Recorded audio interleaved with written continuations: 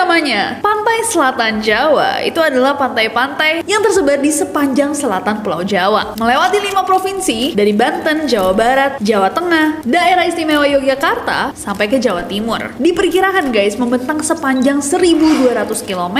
Pantai-pantai ini meliputi Pantai Anyer, Pantai Carita, Pantai Pelabuhan Ratu, Pantai Parangtritis, dan Pantai Pangandaran. Nah, kita pasti udah sering banget kan denger tentang pantai selatan. Gak jauh-jauh nih, kalau pecinta misteri, pecinta horor pasti udah tahu mitos dan cerita mistisnya, termasuk keberadaan sosok sang ratu Nyi Roro Kidul. Padahal selain cerita-cerita misteri yang pastinya nanti kita akan bahas juga ya, Pantai Parangtritis sendiri itu memang dianggap sebagai pantai yang sakral, khususnya dalam kalangan Jawa. Hal ini dikarenakan sesuatu yang sebenarnya keren banget. Pantai Parangtritis itu memiliki nilai simbolis yang berupa garis magis, dikenal sebagai garis imajiner atau sumbu filosofi Yogyakarta. Garis yang juga dikenal dengan nama Tritunggal Gaib ini membentang lurus dari Gunung Merapi di utara di bagian atas, lanjut ke Keraton Yogyakarta di tengah atau di pusat, menuju ke Pantai Parangtritis di selatan atau di bagian bawah. Garis imajiner ini merupakan konsep simbolis dan filosofis yang sangat penting di kebudayaan Jawa, khususnya kosmologi Keraton Yogyakarta yang memiliki arti hubungan yang harmonis antara dunia spiritual, manusia, dan juga alam. Sebenarnya sangat puitis dan filosofis, ya nggak? Seluruh wilayah pantai selatan itu dipercaya sebagai bagian dari kerajaan laut. Kerajaan laut yang dipercaya dipimpin oleh seorang ratu yang dipanggil Nyi Roro Kidul.